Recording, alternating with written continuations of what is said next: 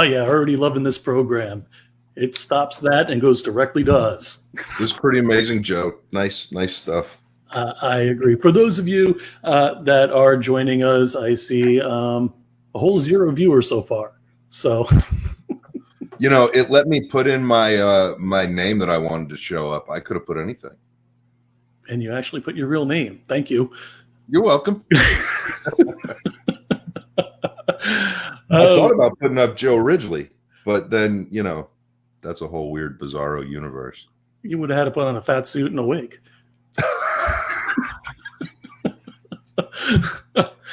Oh, anyway, for those of you that are joining us, as our little ad said for this evening, this is kind of like a beta test guinea pig thing.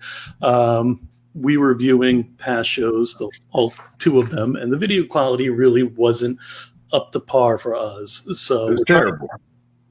I'm sorry? It was terrible. Yeah, absolutely. It was terrible. And we know it wasn't on our side. We both have blazing fast internet and blazing fast computers. So it had to have something to do with them. And this is actually proving that. So what I'd like to do is get a few people to join us live. And if anybody in the audience can confirm that we're live on YouTube right now, that would be greatly appreciated if you could even comment from YouTube. Can I go to YouTube while we do this? You can, but you're going to echo all to hell if you don't have earphones. Oh. So never mind. Well, that's what I'm saying. All right, so we already have a comment. Let me pull it up, and it works. Beautiful. Hey, Joe Marlin, thank you for joining us. All right, so what I'm going to do is got 4 viewers so far, man. All right, with like only a 2-hour notice. That's not horrible. You know what? The pressure's on, man. We gotta make it count. Absolutely. I gotta sit differently or something. I don't know. I feel like I should. Well, now you're full frame, so. Oh man, look pretty. I should go take a shower or something. Oh. This is really nice, man. This is like driving, like a little old Pinto around, and you just like showed up in a new Mustang or something. Right? I don't know what just happened. I changed the angle. You like this better? Oh yeah, I do. All right, David Madison in the house. You guys, hey man. Thank you, congrats on the release of Legacy, man. Seriously, good stuff. Mr. Hush Legacy available now. Yeah, if you guys haven't watched it yet, check it out. Definitely good stuff. I am, let's see, going to pull up Dawn of the Joe. Oh, well, that's a cool name. A cool name. How many Joes are here right now? We should just put them all on. You can just have it should just be the Joe show. Oh, and Dawn of Joe actually commented from YouTube. Oh, sweet. Wait, so that comment showed up here and he put it up on YouTube. Okay. Yeah, that was from YouTube. And cool. Yeah, absolutely. Let's see. And then David saying thank you. Absolutely our pleasure. What I'm going to do is I'm going to bring Chuck up. Not up, Chuck up. And there he is. Hey, Chuck. What's up, guys? What's up, man? How's it going? It's going pretty good. How you all doing? Great. Excellent. Thank you. I'm going to drop down. I'm actually going to put the link in the Facebook group under this. And if anybody else wants to join us, they can. So I might have to put you down in the lobby for a little while and bring you up. But let's see if I can get that going. All righty. Chuck, what's going on? What are you sipping on right there? I'm having an L8. Nice. Some of our viewers might not be actually here in Kentucky, so maybe they might not know what the L8 is all about. Maybe you should tell them. Oh yeah, L8 is a very tasty beverage. Some compare it to ginger ale, but it's not. it's hard to explain. It looks like it's in like a Heineken bottle, and that was one thing I always liked. But it's a Kentucky thing, and I think it's actually called a late one. I think is what it's actually a late called. one. Everybody here calls it. You mean L8? We have L8 machines everywhere. Like you drive up the road, and there's an L8 machine like outside businesses, like 75 cents Everywhere. Yeah, everywhere. Yeah, and sodas in machines here are like 50 cents still. It's cool. But yeah, L8 is awesome. I enjoy good L8, but I'm actually having the ginger ale. So. Oh, well, see, look at that. Yeah, actually, what's funny about it is the fact that I used to actually be in a band with the grandson or son of the owner of L8. Oh yeah, so, yeah, back in high school. That's pretty cool. Badass drummer named Daniel Rogers. I don't know if he plays anymore, but he used to be in a Tool cover band, and he fucking nailed it. Well, I mean, for those people who don't know who you are because they missed the first episode, or people who are going to be watching the archive of this impromptu episode, I don't know if this is episode 3 or if this is episode 2A or 2B or whatever, but why don't you tell people who you are? Tell them about your band. Chuck is a good friend of mine. His band is awesome. They kick ass. And he agreed to come on last minute here tonight to test out this new software and talk about some of the shit he's got going on. Yeah, Chuck Nasty, Chuck Daniels, whatever, from the band Bastard Sons of a Judas Goat. I do drums and vocals.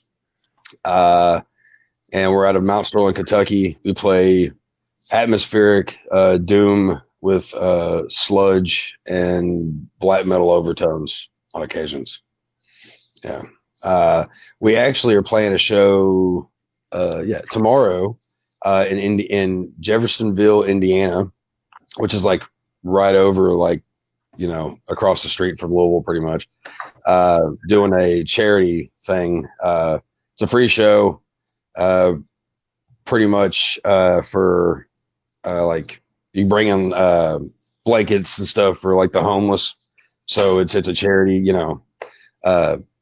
just to help out with that kind of stuff. It's cool. called Bash for the Underclass.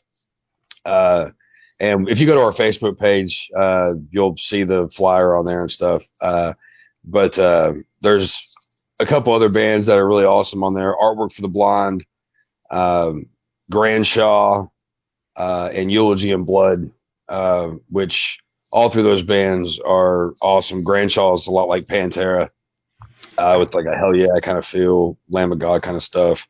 Eulogy in Blood is like hardcore death metal kind of stuff. And Artwork for the Blind is like a sludgy death metal, and they're pretty awesome, and I'm really stoked to play with all those guys. That's really cool, man. And is it like, do you know the name of the organization that's doing it for the homeless? Do you know any of that stuff? It's actually, here's the kicker, it's actually a house party, or not a house party, but it's a house show. And that's cool. Yeah, so it should be a lot of fun. It's just like private people just doing this.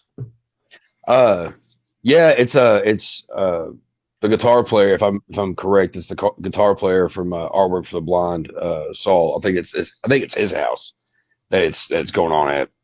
I'm not 100% sure of everything. I just know we got to be there at a certain time, and we're going to play, and it's going to be a lot of fun, and it's going to be for a good deal, So, yeah. Well, you've been playing a lot of shows lately, man.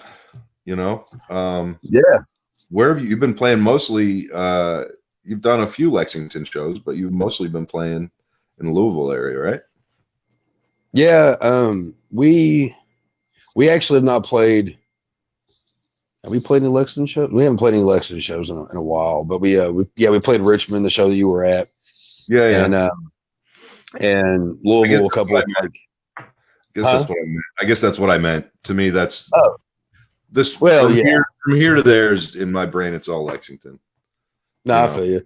Yeah.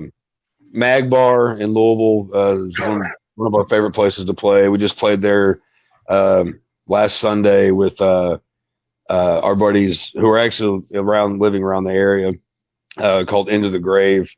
They're like some hardcore thrash with a little bit of death mixed in there. and a band called Carnivora, who they were from Salem, actually, Massachusetts. Isn't that one of your favorite places, actually, is Salem? Yeah, I love Salem. Yeah, we made friends with them at the last show. They're really badass. And then it's that place. It's Magbar and Highland Tap Room. Those are the two main places we play at in Louisville. We played Tiger Room. We opened up for Pentagram was last month or whatever it was, and then we actually are playing on December 3rd. We're playing with a few bands: Madmen Massacre, Artificial Hatred, and a couple other bands in Lexington. It'll be the first time we played in Lexington in a minute. At Cosmic Charlie's, and then we've got a show that I just booked today, January 7th at Magbar with Ape Vermin, who are from North Carolina, and a band called the Stone Eye, which I think they're from like Pennsylvania or someplace like that. But yeah, it's gonna be good stuff. So you have a lot of shows going on right now. One of the things that I think maybe would be interesting to talk about, but let me see why Joe's popped up here. Hi, Joe. I just want to remind everybody, I put a link down in the Facebook post, and if you click on that link, you can actually join us live. You'll be in the lobby. I would love for some people to participate, get up here, ask some questions. I'm trying to break this program, so I need some participation if possible. Got my buddy Tony from Our World's Outdoor. The Gauntlet is here. Boom Stream looks great. For those of you that don't know Tony, I had a show prior to this a couple of years ago, and he established a character on it called the Gauntlet, and he would kind of critique every one of our shows. Really good guy. Awesome. But, he will be on here someday. But again, anybody who is actually watching, I put that link in the Facebook. Click that link if you have a camera and a mic or a phone, and we'll get you up here. And if you have a question for George or Chuck, or you want to discuss something, let us know. Yeah, we're just gonna kind of rap for a few minutes about some stuff and see how it goes. So one of the things that I kind of want to talk about here with Chuck is that, obviously as your friend, we talk a lot, obviously offline. And this is our second time getting to have kind of talk like this in front of people. And so you kind of know my goal for the Indie Brigade, and you're behind it. And so my question to you is, look, no bullshit, right? Like I've known you, and I've watched you guys struggle and try to get gigs and go and have your ups and your downs. And then I'm so happy in my heart to see that you're starting to get all these gigs, but this has not been an easy road. And that's not at all what I want to talk about, because if there's any other musicians or anybody watching or anybody who has anything maybe relevant to this kind of topic of conversation right now, feel free to click the link that Joe put up, jump in, join our conversation. But, why is it so fucking hard to get booked? You guys are awesome. Everybody who watches you play, everybody who sees you play live has nothing but good things to say about you. Everybody rants about you. And you guys are badass. So why is it hard for bands who are good, bands who have the talent, the skill, the drive, and the want? Why is it so hard to book gigs these days, as opposed to how it maybe used to have been? Well, with the power of the internet now, it actually has a lot of it has some pros, has some cons. There's still a lot of bands actually I found that actually don't even use the internet for booking and stuff. Like you have to get a hold of them. They'll use the internet, but like you have to like find their email. Like they don't have a Facebook page, or they go beyond all that stuff. Back in the day, it was word of mouth. It's like every band that I ever got into, when I started getting into heavy music was from friends who had heard from this band from like Headbangers Ball, or, their dad was a heavy metal fan or something like that. And, or I'd see other bands wearing other shirts, which I'm wearing a Storm Toker shirt tonight, if you could see it. Yeah. Local band from Lexington, friends of ours. But it was all word of mouth. You'd hear about it from like, just your buddies and their buddies or whatever. Now, and it's always been about who you know too. That also helps, obviously. But now it's kind of back and forth depending on where you're trying to get shows at. There's a lot of places that have click. You know what I mean? Yeah. Where it's like, if you're not sharing the same ideas and not playing the same type of music that they're doing, then they just kind of shut you out. And it makes it difficult to actually book shows certain places because, okay, well, band A and band B don't really care for you that much.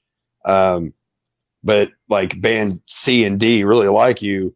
But then all of a sudden it seems like they've been turned against you because of this band over here. And then that goes to promoters and whatnot and bars and whatnot.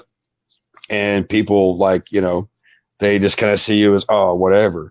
But the bright side is though, talking about like Facebook and stuff like that, is the fact that you can just go on and like, you see people posted about this band or that band. They go live at shows and, bands get a chance to actually like, okay, we're doing this.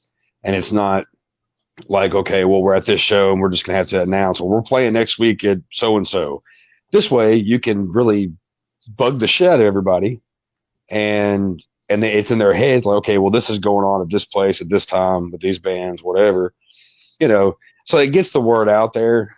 But it really is kind of like you have to actually really care about getting shows in order to get them booked. I don't do it as much as I used to, but because there for a little while we played a lot of shows, and we actually haven't played as many this year as we did the year before last, before last year. I'm mixed up, but yeah, last year we played a lot more shows, whatever. But wake up in the morning and get online and be like, okay, well, this band's from this point, from this area, they're kind of similar to us. I'll hit them up, see if they want to play, I'll make friends with this guy who's actually a friend with this band and so, or actually, Facebook pages for different metal styles, like doom and sludge pages and whatever. That's how I hooked up with talking to the guys at Ape Vermin. They were playing with on January 7th at Magbar. Was their guitar player and vocalist was a member of this one group, always posted his stuff. And I was like, well, hell, man, if you're ever passing around Kentucky or whatever, let me know. And he hit me up the other day, and I got a hold of the venue and found out that all is well, and we've got the gig and stuff. So, that's stuff awesome. like that. So you're saying there's still like this whole kind of network of people who kind of, if you're not part of the in crowd, right? So, I mean, that part I get because there's that in the movie business and everything. But what it sounds to me like, and it's cool if I'm getting it right, it sounds to me like most of the success that you guys have is, finding partnerships and team ups independently of any sort of management type title person. Yeah. So and then y'all get together as these partnerships and offer up shows with all of y'all on the title card. Yeah. So that's a really cool effort. I'm sure I'm sure that's how. I don't know shit about the business of your business. I wish I did. I wish I knew more, but it sounds to me like one of the things that could be really cool in the Indie Brigade online community, the secret one, is a place for bands to do just that, get together and put together these band driven shows, because, you know, let's face it, there's genres of music, just like there's genres of film and genres of everything. And you guys are in a pretty niche genre style music. However, there seems to be a massive following for your genre, and I'm obviously part of it. And there's, you know, so like, it seems to me, you know, well, first of all, how do you identify the markets? How do you identify places where you've got a big enough fan base to play shows? Well, first off, like we haven't toured yet. We haven't got a tour. We've played around Kentucky for a while. We're hoping there was talks of a couple of tours that were supposed to happen last year that didn't happen. This year didn't happen. But there's some talks about possibly next year or something happening. Maybe not anything major, but it's pretty much like. Sorry, my kids are in the background, really distracting me right now. But yeah, sorry. God, I totally lost track of what I was saying. They're both grounded. Joe's back. Hi, Joe. Who's Dave Langley? Oh, that's he's the bass player, vocalist for Storm Toker. He's the band that I'm wearing the shirt of. They're brothers of ours. We've played a couple of shows with them. Old friends. He said, "There's that plug." Laugh out loud, yeah. And he also said, "Toker up." Already did. So I just wanted to bring that. I didn't know who he was. I was curious. And I do have to say again, anybody watching right now, if you would like to join us live, again, I'm trying to break this program. I need people to participate. And if anybody wants to come up, please let me know and click the link on the Facebook.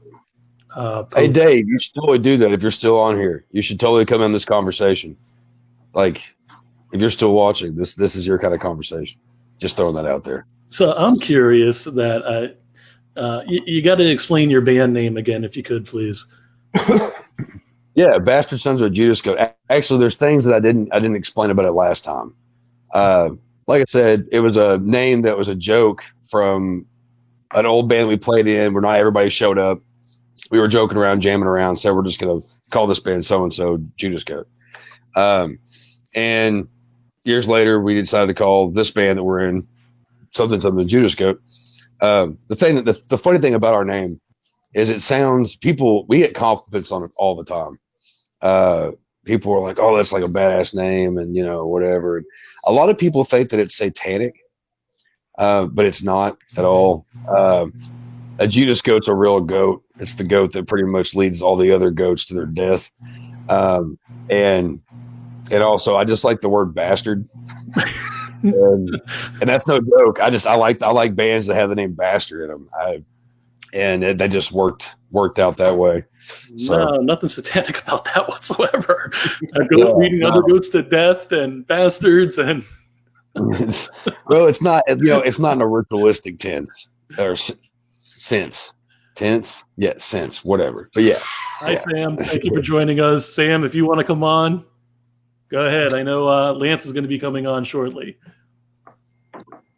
Sorry, I have to multitask with this stuff. I can't just sit around and look pretty like George. Hey, man. Oh, it's all good, man. I appreciate y'all having me on like last minute, man. I've been itching to get back on. No, man, I'm happy you were available and we're down to hop on here. Yeah. You know, and I guess what I'm trying to do is just, I'm trying to just build that sense of community, man. I'm just trying to, make a place where we can all figure it out together. And, so that would be interesting. I would love to see like a bunch of bands come together in the Indie Brigade community and then form like a tour. And then it could be called the Indie Brigade Tour. Fuck yeah. Hey man, nothing's impossible. That's actually a killer idea. Because I've told a few of my friends that are other bands about the podcast and stuff, and I've told you about a few of them. Yeah, I'm trying to spread the word for something kind of for that actually, because I think you might have mentioned that idea before, maybe. And if not, we both had the same idea anyway. So yeah, no, I think we've talked about it a little bit over the years. We've talked about doing some stuff. So, who knows, man? Maybe this is where it all starts. Yeah, man, definitely, dude. It's now been documented on video on the internet, so now it's a real thing. Yeah, I mean, even like because of this, you hooked us up with Scott Lake, who. We haven't gotten started on it yet, but to score his short film Killing Time, and that wouldn't have been a thing if it wasn't for this.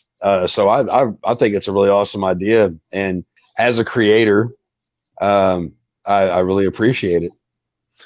Cool, man. I just actually I was lucky, Scott, and I watched the rough edit of Killing Time the other night on the phone. And I was pretty happy that I got to see it. And, yeah, he said y'all were going to do that. Yeah.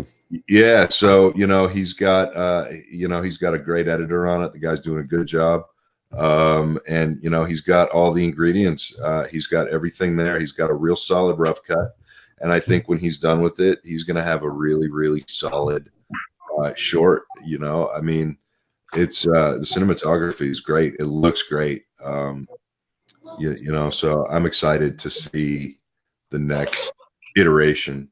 I'm excited to see the next cut when he gets it there. So, yeah, man. I mean, I'm really excited about it, and I'm super excited that you guys are doing the score for it, and that you're going to start getting on that.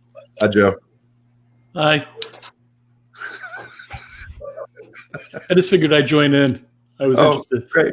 Well, you once told me to notice if you pop up because it means that something's happening or something's wrong. So I've decided whenever you pop up, I'm just going to stop talking and just say hi, Joe. Well, I appreciate that. He's like Donald Rumsfeld. It's just like he pops up and it's like something's going to happen. We don't know when. We don't know how. Yeah. Blue card. What's up? No, I was just curious, if I may, though. I know it's a cookie cutter question to a musician, but a formal training, self-taught? Self-taught. I started playing music when I was like 10. And then I really started actually like giving a crap of like how to actually work an instrument when I was like 20 something. I was a horrible excuse for a musician. I never tuned. I didn't do anything. I don't know. I just guess at what I'm playing. And it's just, it's all by ear for the most part. I mean, I got blessed with that. I've got a lot of musicians in my family tree. So I got lucky. Nice. Dustin Blankenship. We worship George C. Romero. Dustin, I love the car, man. Right? Hey, Dustin, feel free to click that link, man, and come up here and talk about that friggin' car if you want. I need to get at least 3 more people up here to try to break this thing. So I know for a fact that we're never going to have an issue. And I see everybody jumping at the opportunity. Right. I got to throw out there about the music thing. I actually failed music multiple times in high school for the couple of years I was there. So, so were you like a band geek for a little while? No, I was not a band geek. I was just like in music theory, and I failed it miserably. They want me to learn things at 8:00 in the morning, and that wasn't how to do it with me. It's not musician hours, man. No, I wasn't. I think I was still actually asleep most of the time. Yeah. Fighting and sleeping was my problem in school. And smoking in the boys' room. Nice. Joe, I have a settings button. You have a settings button? Yep, hang on. Get out. This might make us go back in time. I'm not sure. I'm just going to click. I'm just clicking shit. Wow. We're going back. Does it do shit like this? Trying to break it. Don't go breaking my shit, man. Oh no! You said you wanted to break it. Don't break my heart. I'm just trying to help. Oh man, if you guys do a duet right now, that'll be priceless. Yeah, you're not going to see or hear me sing. Ever.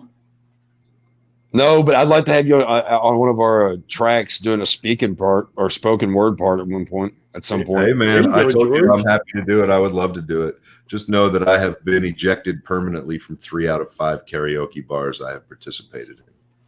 Well, I said spoken word. I didn't say like, doing Barbara Streisand covers or nothing. Yeah, I can talk. I can talk all damn day. I can talk. Yeah, man. What you want me to say, man? Yeah. Okay, we got a question from David Langley. What strain of weed inspires all those heavy ass riffs? The cheap kind. The kind that doesn't cost way too much. All right. That's hysterical. That is hysterical. David said he's at work, so he can't join in. Oh, okay. Oh, that sucks. You got to have him on sometime. He's a good dude. Definitely. Definitely. So, Joe, how's your software working? I believe it's doing pretty damn well. But again, anybody out there, and I know there's people watching because this software has a counter and it's showing me how many people are watching.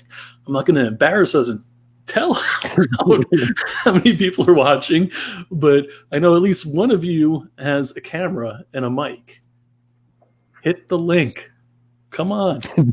I mean, even if you're not an Can you put videos up? Can you put videos up? And can you fill a video? Can you fill a... I didn't cue anything. Okay. We got Sam I Am Mason, who just came on. He's down in the lobby right now. I like Sam I Am. He owns Sacrificial Pawn Productions, and he is actually an indie director, writer, actor. And actually, I'm going to bring him up, and I'm going to let him tell you what he does. Sam, how are you, brother?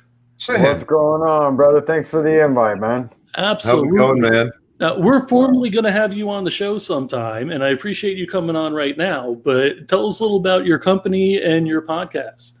Let's see. Sacrificial Pawn Productions is a full-service indie studio. As Joe was saying while I was in the waiting room, or I guess we'd call it the green room, I am a writer, director, actor, producer, special effects, grip, gaffer, set designer, pretty much fucking you name it, I got to do it. So you get all that on a business card? Yeah, I think that's a little bit much to add on a business card. I just write writer, director, actor, whatever. So basically, you're an indie filmmaker. I'm an indie filmmaker. Yes, That's sir. right. Yeah, man. How you doing, George? Nice to finally talk to you. Yeah, you too, man. Nice to meet you. Thanks for popping in here. I used to have a rig that I wore. I went out to Film Tools, and I built this tool belt, and I had it completely customed out for myself, and I could do all my own audio and all my own AC shit, and I was literally like a one-person crew. Nice. On a lot of stuff. So I know. Hi, Miss Samantha. So my co-host and one of my producers just popped on to say hi. So I apologize for cutting you off. Not at all. So tell everybody who may be watching or who may be watching the archive after this. Tell everybody what you're all about. What's going on with you? What are you doing? Well, we also have the podcast before I get into the movie, since they popped up, and we've already kind of discussed that a little bit. Our podcast is Sacrificial Terror Podcast. You can find it on all major platforms. My co-hosts are Lance Wagner and Rhiannon Nicole Zombie Barbie. And it's pretty much a horror podcast. We'll bring on guests, and sometimes it's just us, having a good time and talking about the things that we love, which is horror. So we bring on guests. We've had Bill Oberst Jr., we've had Billy Pond, Parrish Randall, David Howard Thornton, some pretty good names. Todd Jenkins and Billy Blair from Cherokee Creek. So we've had some great guests. So, we love what we do. We love talking about horror, and, we love bringing light to what the indie world has to offer. I think it's something that's skipped over a lot of times by, some of the bigger productions. And me and some of the other indie filmmakers that that I know are trying to break that mold, as you would say. I contacted Joe the other night and had him review some of our footage from our film Normal Terror, one of the scenes we shot last week. And I try to think outside the box. I'm trying to bring something new to the table that hasn't been done. I think indie film and film in general, especially in the horror genre, has really lacked story, plot, and originality. So that's something that we're trying to change with what we're doing with Normal Terror. Well, I love it. I love it. That sounds cool, and I completely agree with you. And it's interesting that that you put that the way that you put it, because for so long, and our generation coming up, the horror that we watched, the story was told through the meat, is something I used to say when I was, you know what I mean? It was told through the meat and through the deaths and through the kills, and it was told quickly and succinctly, but it was there. It was deep, and there was a fabric to it, and there was this phenomenal texture that the old horror films had, and that texture is largely missing in a lot of the stuff that I think is being made today. And so it's very cool to me to hear you say it like that, man. That's very cool. Well, and I have to agree with you. I mean, that's the reason I fell in love with Hellraiser, is because it was such a deep platform. Sure. And the special effects, the practical effects that they used back then, nobody had ever seen shit like that before. They had the run of the mill. They were able to do whatever the fuck they wanted. Yeah. And they did, and they were ingenuitive, and they used what they had. They created, a whole lot of shit that we've seen, now that's, being done, on a computer. And I think the CGI really takes away from the actors being able to perform. Well, and beyond the actors too. I mean, look, back when they were doing it like that, they were pioneers. Nobody had ever seen the stuff. Nobody had ever seen the content that was being put on the screen. And nobody had ever seen the effects executed the way that they were starting to be executed. Mm-hmm. And the thing about that to me was that it was just everybody was an artist. Everybody involved. It was this amazing artistic, collaborative, physical, tangible thing. And on day 15 or day 20, everybody's fucking burned out. Everybody's tired as hell, but everybody's still going. Yeah, you know what I mean. And everybody's keeping each other going, and that's when like the really the ingenious stuff starts getting created, and they started coming up with all these crazy ways to pull off effects. And it's just it's gone. I'm not taking anything away from the skill that's required to execute CGI. I understand that is a whole different level of artistry that my brain is not capable of processing. I understand that. But what I'm capable of processing is the way that I was raised, doing it, watching it, seeing it, being part of it, all of it. And that's the practical stuff. And I love it, because that's what I try to do with everything I work on as well. I try to keep it all practical, Well, and I think that we're really missing that originality. I mean, they're coming out with reboot after reboot after reboot after reboot. And it's like, it's the same old shit. I mean, how many times can you spin the same story, 500 ways?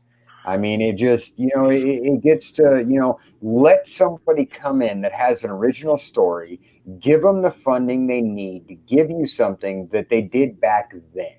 Exactly. If you really want to create something that's going to be, the next icon, give somebody a hand up. You're speaking my language, Sam. I couldn't agree with you. I couldn't agree with you more. But here's the thing, and I'm going to say it. I don't know of anybody. I'm sure somebody way smarter than me has said this, but it used to be the business. Then it was the industry. Then it was what everybody's got a word for it, right? This town, right? When I say this town, I mean the entertainment business, right? The studio system. There's always been indie and studio. A lot of people don't realize that 99% of the movies made every year are independent films, even the ones that studios put out. They're just acquired once they're made independently. So the term indie it's such a large playing field.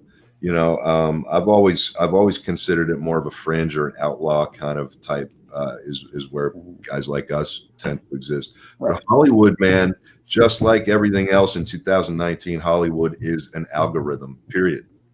And if your project does not fit within that algorithm, you know what I mean? They'll take your script now. The studios will take script and they'll put it in a little whatever they put it in, and they'll have whoever reads it in a room, and they do a focus group on the script, and they'll do a pre-reading focus group, and then they'll read the script, and then they'll do a post-script reading focus group, and and then all of this shit gets entered into these spreadsheets, and the next thing you know, if the project fits within their algorithm, then it's got to fit between 1 and 3 million, between 3 to 5 million. What is it? Between 5 and 8, and then 13 and up, right? And there's this big no man's land in the middle there. And but then the problem is for all the 1 to 3 and 3 to 5 million dollars, basically the Blumhouse model. They only want filmmakers who have done big budget 20, 30, 50, $100 million shit. Yep. And so what do? So then now we're left with this impossible sort of equation that Hollywood is kind of painting themselves into the corner with. And so what are their options? Their options are to just recycle crap because it fits in their spreadsheet. That's why we have so much of this. Well, of course, they know they're going to make money, and that's ultimately their goal is to make money. Right. I mean, for me, it's about creating an art and something that hasn't been done before. And that's what it used to be.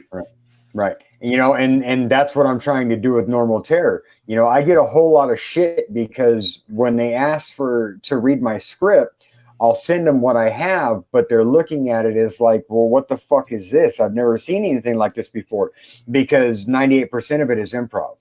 Sure. So I'm working off of a shot list that I have created shot by shot, where some scenes that I'm doing, have 107 individual shots to create that scene over a 7-8 minute period.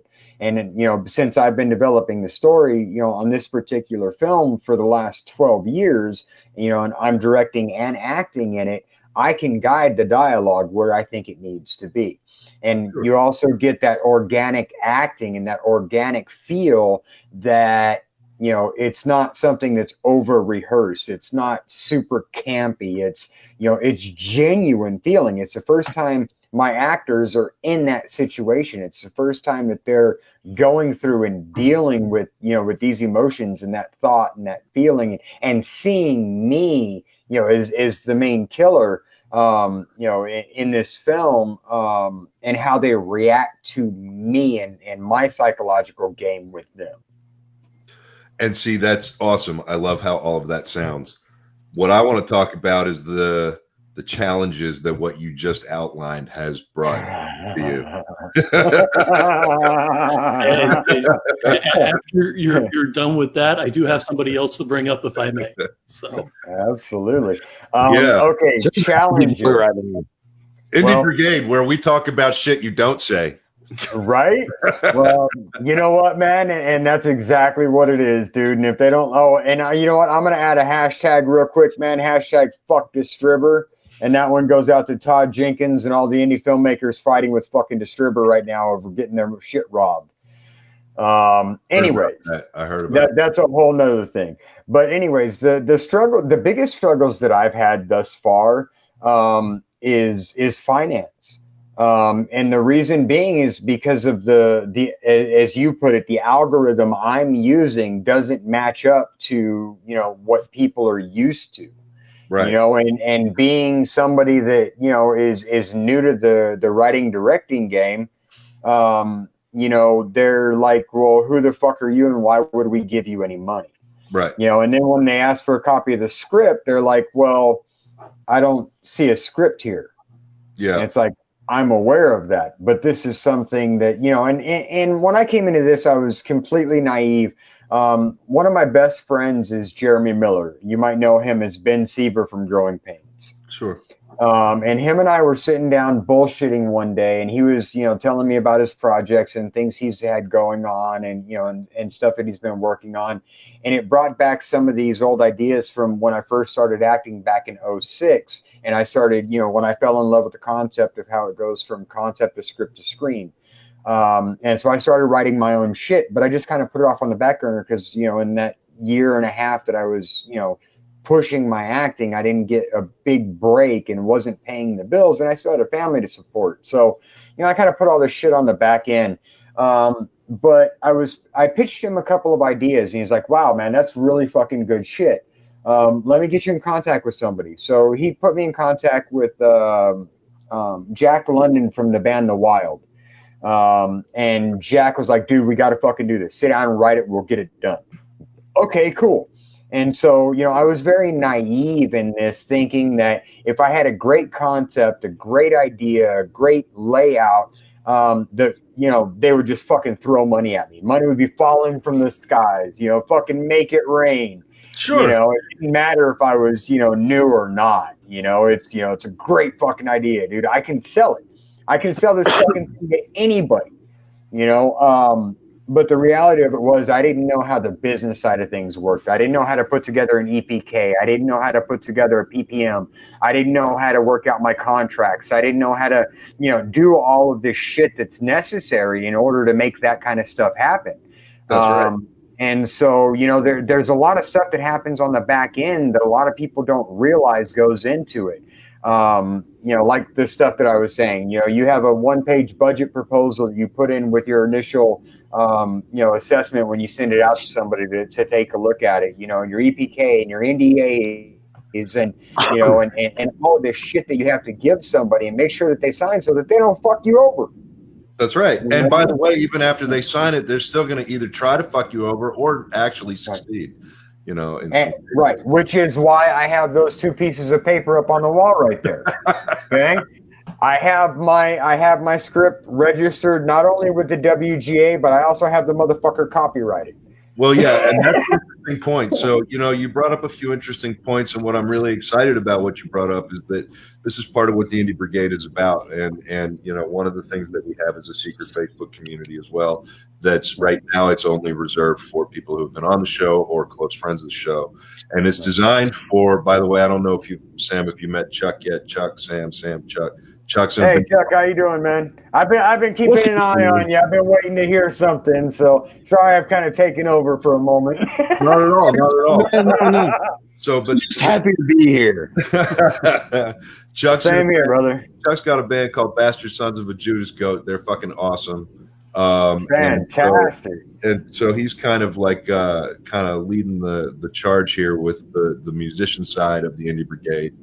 And, nice. So the whole point of this online community is for folks like us to come together and help each other figure it out in the truly collaborative spirit that, by the way, did exist when I was a kid coming up, watching people like my dad, watching people in the business.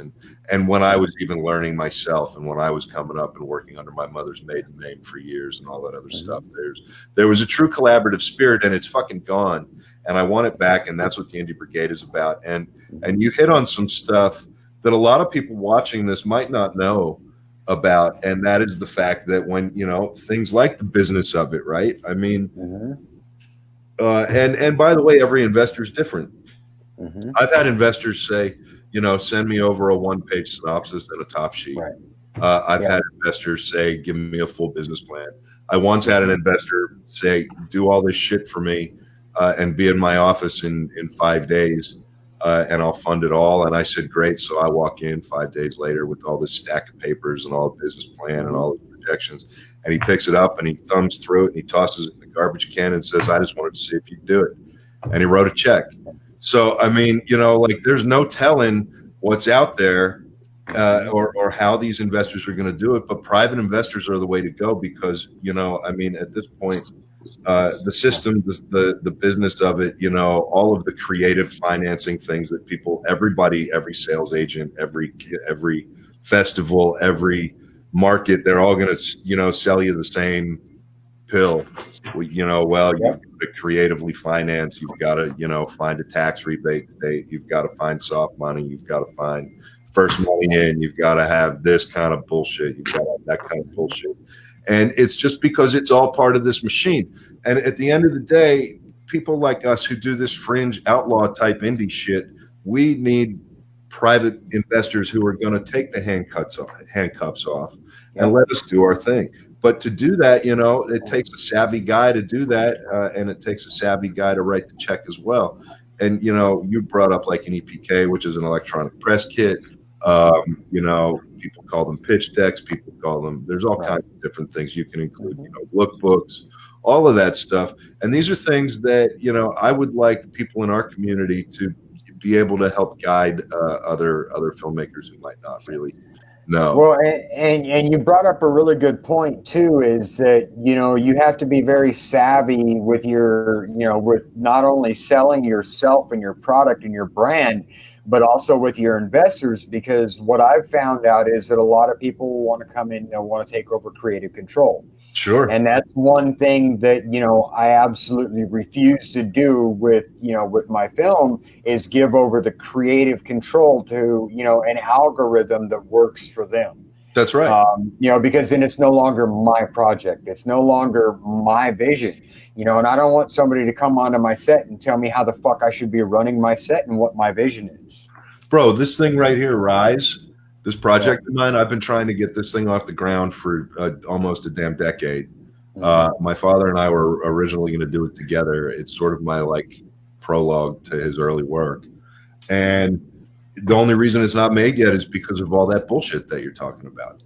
I mean, I went into a meeting with I tell this story all the time. So I went into a meeting with a production company. It was a legit meeting, big production company, deep pockets.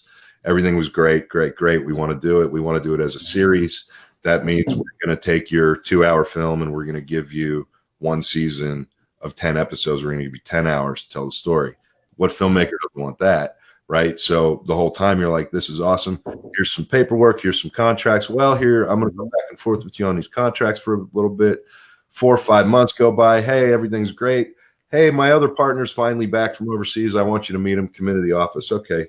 So I go into the office and his other partner's there. He says, listen, we want to take this thing a different direction. We want to take it to the CW, and we want to do it as a high school comedy with musical numbers.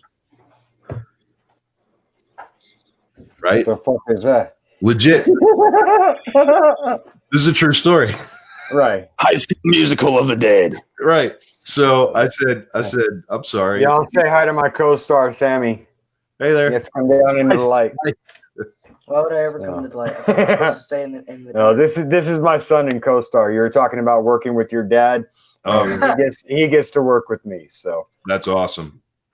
That's awesome. Nice. What do you mean come out of the dark? Why would I come into the light? I thought we were supposed to stay in the dark. I'm in an interview right now. I'll be out in a few. Okay.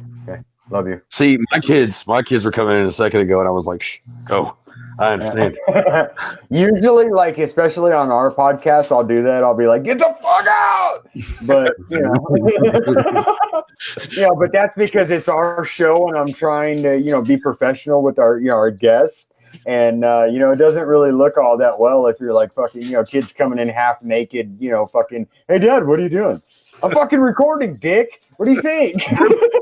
My kids are supposed to be asleep. Both my kids are supposed to be asleep right now. George works with me. There's no professionalism here. None. Absolutely none. Right? It's my favorite thing. But I do have somebody else to bring on, if I may. He is a special effects guy. You saw his purple car a little while ago. Dustin. So if we 68 Falcon. Look at this guy. What's up? What's going on, brother? How we doing, guys? Good. How you doing? Oh, Bubby, I've been listening and loving it. Good. How's life? What's going on with you? Kids got in the middle of football season. I'm surviving heart attacks and strokes, getting my strength back, getting back into things. So, trying to follow the Romero's Indie Brigade as much as possible. So, Dustin, I hear the perfect thing for heart attacks and strokes is smoking. Yep. Still smoking. Not supposed to be doing that, brother. I man. know. Dustin, Telling you what, you're tougher than a coffin nail, my friend. no shit. I plan to come back. So, this is kind of cool having two special effects guys here, but tell us a little bit about your background quickly on movies you worked on, projects you worked on, Hainted FX. Hainted FX has been a company for about 12 years now. I've worked everything from historical outdoor theater to Hollywood feature films done by James Franco. I've always dreamed of doing a Romero film. So I'm still holding out hope for that too. It'll happen. Oh, it's coming, Bubby. I have no doubts of that. I still share it every chance I get. Yep. Good man, Dustin. I got your back. Always will. Back at you, my friend. Nice. Back at you. I'm not familiar. I've heard the band before. Sam, I'm afraid I don't know who you are, bud, but I've been listening, and I'm a lot like you. My kids are my main person I'm training up to. He's I'm a single dad, so I've got full custody of my son. I've had him for 4 years now, so he's my priority.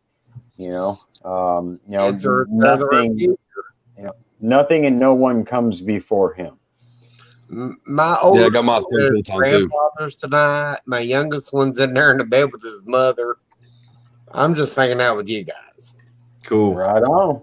Yeah. No, I was lucky enough to actually find a family a handful of years back, and I got to tell you, it changed my entire perspective on life. And I've met your family, man. They're incredible. yeah, they're pretty amazing. You should see my boy now. He's Been growing. He's 15. And he shot up like a beanstalk. He's got a girlfriend now. It's crazy. You know what I mean? That's my boy. He's 15. He'll be 16 in January. And everywhere you go, you can tell he's been because there's pentagrams drawn on everything. Nice. My 14, he just beat a local high school 52-7 tonight. Damn. Yeah, it was a good game. Okay, so just so you know, I hate all of you guys because my son is 23, so he's already grown, gone, went to the military, went to Japan and all that stuff. I have a daughter who is 14 in high school now, 5'8" and about 100 pounds soaking wet. I'm in trouble. So you guys, my daughter's 13. My daughter's 13. Brother, I understand the pain. Brother, my daughter is 20 and off at college, so I don't even want to fucking hear it. So I don't want to hear about the boys, Yeah. Hey, dude, just remember, I fucking make horror films. I can make you fucking disappear. No, I saw that. I saw the it. scene from the movie. I know for a fact you can make me disappear. I will. I don't think I realize how dangerous these 5 screens are. I got somewhere between Michael Myers and Freddy Krueger. I'm just not sure how many. Right?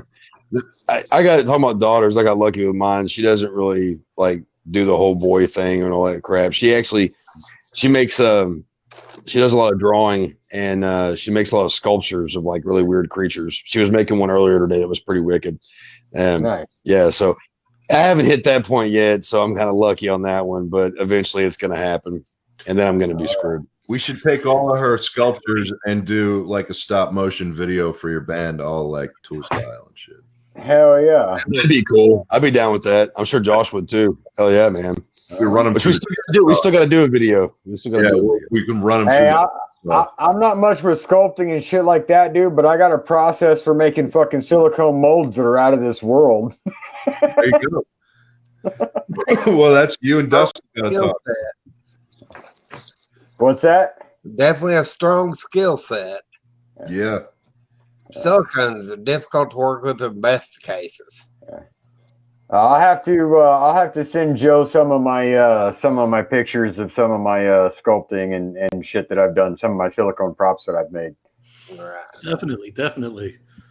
Wow. All right. So this is turning out to be an interesting thing. We got 5 people up here, and I know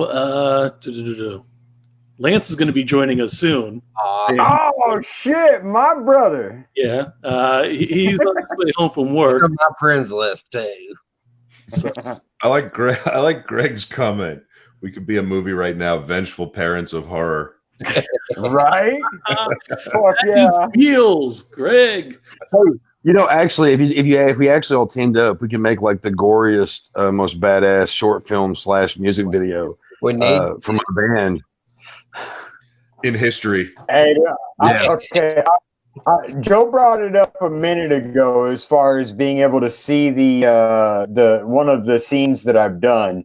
So in my film, I've got 8 separate murders. Each one of them have a different kill style, and each one of them have a different abduction style. So me being the serial killer in my film, the way I'm doing this different is that there's no particular MO to be traced back to him. So it's from a serial killer's point of view before he's caught. Very cool. Nice. Very cool. And how's it going? Like, where are you at with things?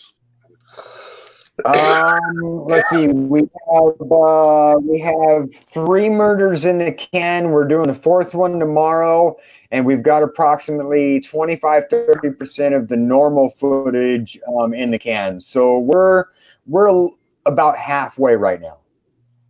Hey, that's pretty cool. And how long have you been shooting? When do you think you're going to finish principal photography?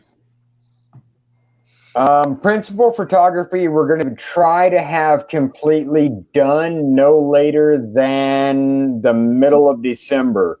I want to be done and out of post, ready to premiere February for the Cult Classic Convention. Very nice. Very nice. Where are you based out of?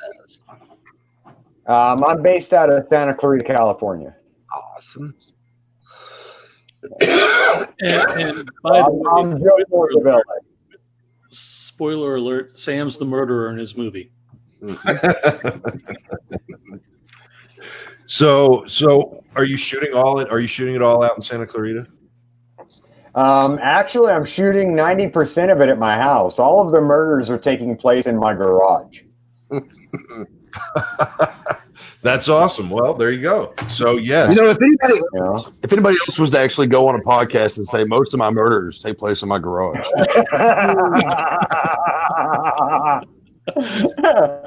hey, you know what, dude? And I don't give a fuck. I ain't got to pay for fucking permits in my own house. that's right.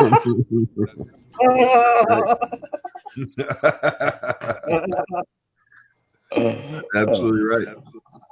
You know, I've got fucking nice little light kit that I use, and fucking, I've got my gels and all that shit to, create a different ambiance for everything that I'm doing.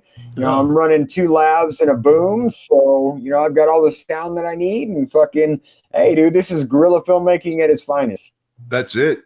I mean, and that's the thing. When you have an idea and you have to get it done, you have to get it done. Orson Welles used to say, my favorite Orson Welles quote is, a writer needs a pen, an artist needs a brush, but a filmmaker needs an army. Yeah. That's becoming less and less true for people who know how to use the modern tools of the trade. And I think that's very cool and exciting.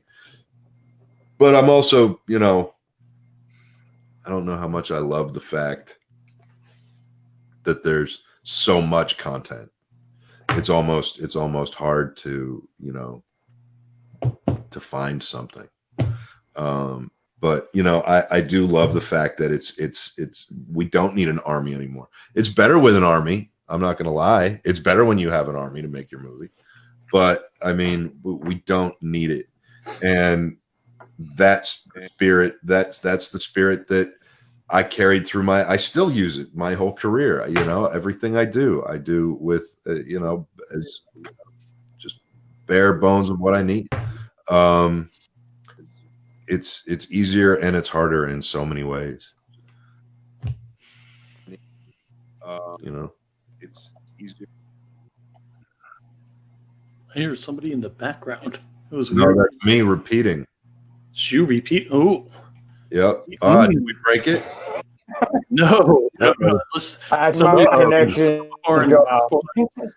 Sam's getting choppy. His video's getting choppy. That may be his phone. Damn it. It is, man. I tried to get on my computer, and it's still loading. So the phone was a better option than a computer still loading. Absolutely. Go fucking figure.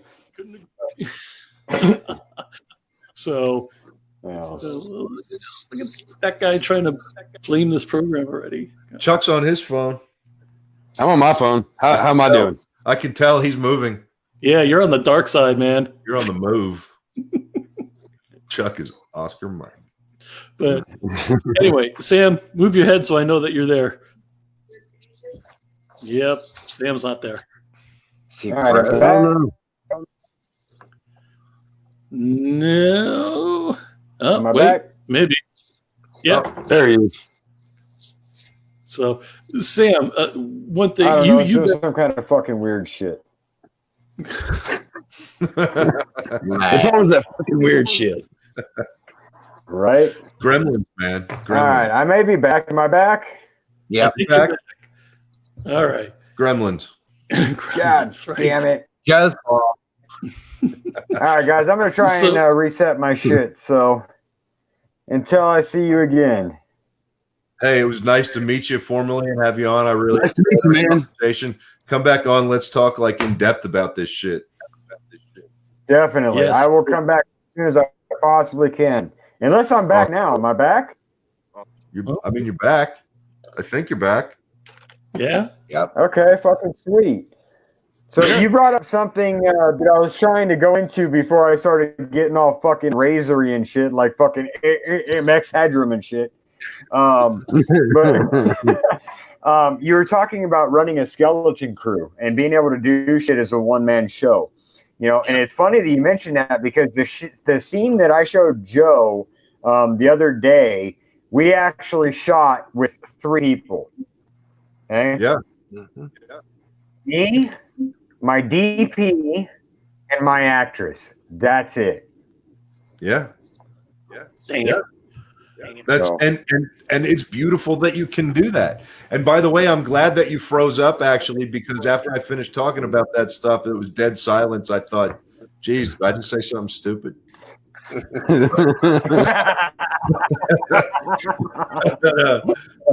no, I mean that's the. You know, I mean, don't get me wrong. Don't get me wrong. I would love to have a fucking crew to run all this other shit and do all the shit that I don't want to do.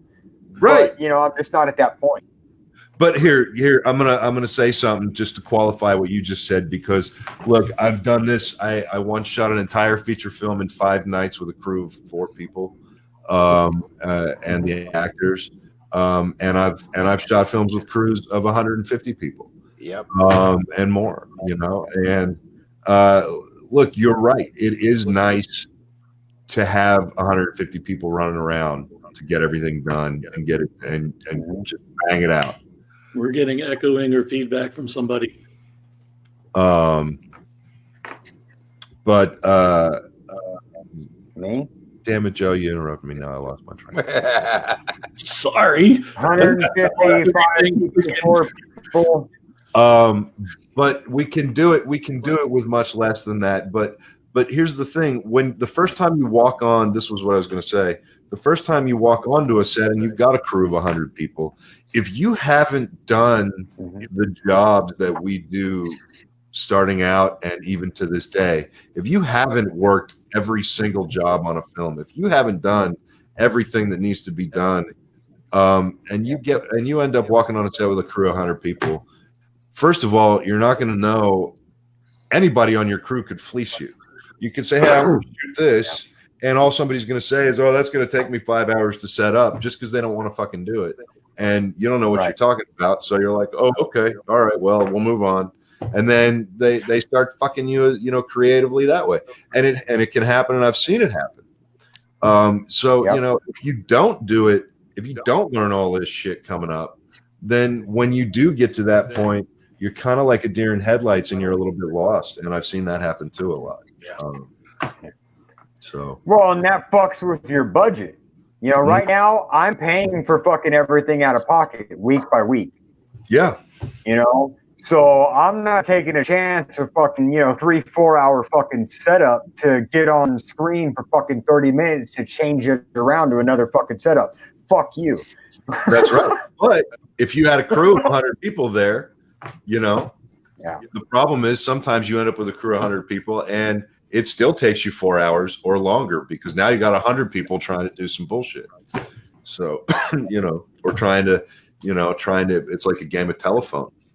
But I'm telling you, a well-oiled, good working film crew is one of the most impressive things you'll ever see in your life. I swear to God, anybody who ever walks on a legit production with a massive crew of people who have been doing it and know their job and know the business and know why they're there and know what they're doing, it is a thing to behold, man, to watch a film crew run shit. It's unbelievable.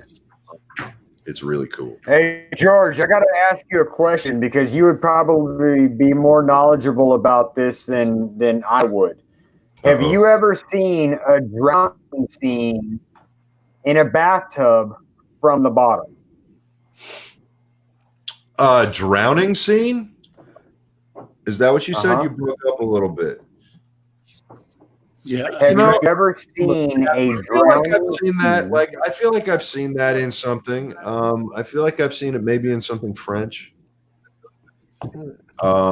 There's a lot of shots of like people's faces going in and like that. I feel like I've seen somebody drown from the big famous drowning scene, one of the most powerful drowning scenes is of course in The Abyss.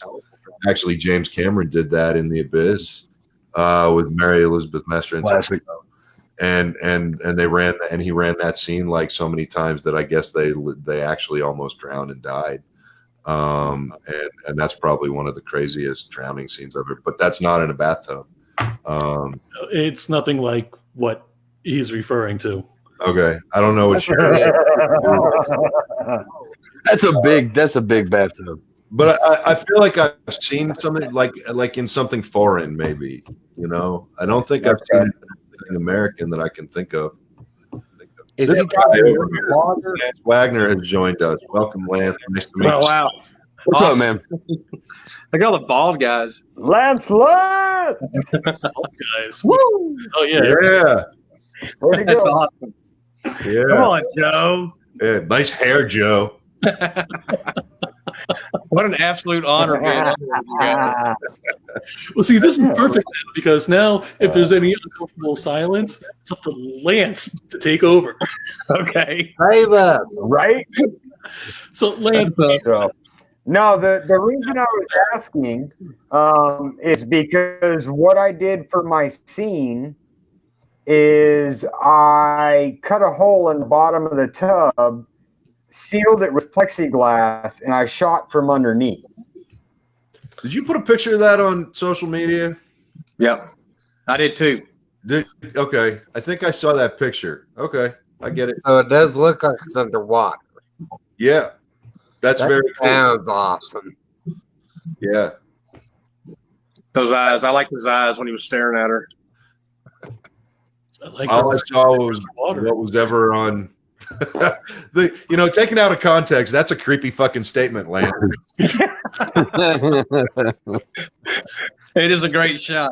I liked his eyes when he was staring at her. Yeah. Squeal like a pig. Okay, never mind.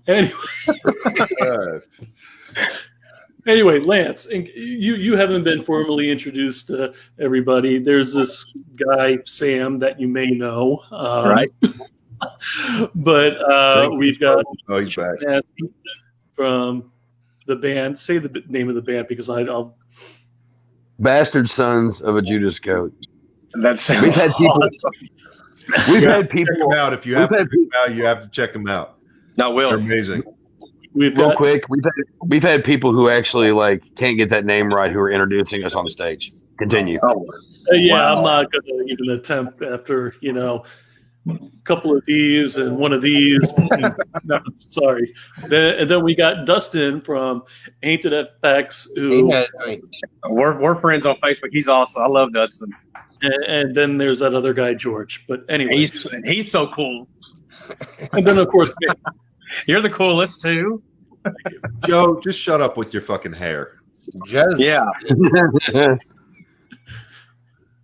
You got to get him on camera doing that. George Oh, yeah. with a fan or something. Good time. Good time. So, Lance, what are you here to talk about? Well, my Astros lost tonight, and I'm not happy about that. Well, shit. They need one more win to go to the World Series. I'm trying to get them in there again. You'll do it, man. And Damn, you know yeah. what? You know what? When it happens, I bet they won't even fucking thank you. Right? Now I'm concerned because Sam dropped out, and I'm hoping that's his phone and not the program saying, "Hey, schmuck, you had 6 people on, and you're overloading stuff." That's probably his phone. Right. Yeah. I used to have a phone like that. This is pretty neat. There was no point in There it. we go.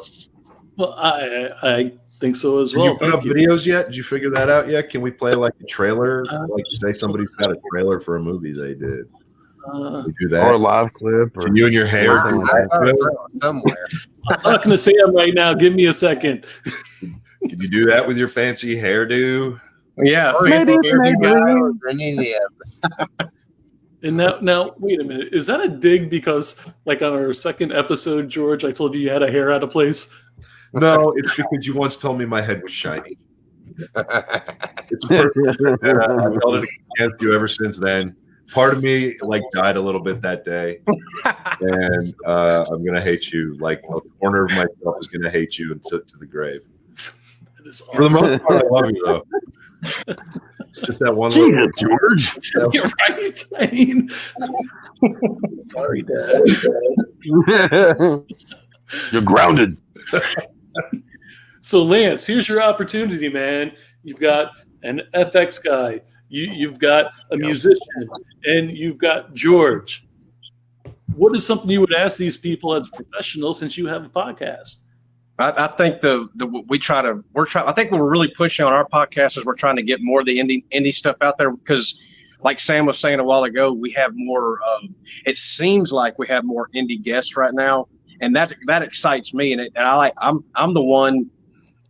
I feel like I trumpet the call. I'm trying to trumpet the cause of all these people that just want to get their name out. They just want to get heard, and it makes me proud when these people acknowledge me that I'm just trying to get. If I get a $5 perk on an Indiegogo, just anything I can do to help someone out, and for you guys to do what y'all do to try to get the indie name out, I just think that's amazing because. Like Sean Burkett's trying to get Stranded made right now. He did Don't Fuck in the Woods, and he's already done Don't Fuck in the Woods 2. If I understand that right, it's in post-production. I almost watched that last night, actually. Those are It's really, films, it's aren't they? really, really good. I I love totally the name. Yeah, it's a cool name. And anyway, he's trying to get Stranded made, and it's a Bigfoot movie, and it looks really, really cool. And that's in the Indiegogo process. My Girlfriend, the Serial Killer by Samantha Marie, and I think Jonathan Moody and Derek Huey.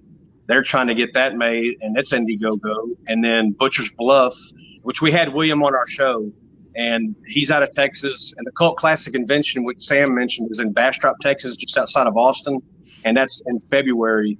And Butcher's Bluff I stood next to the main character, the Hogman.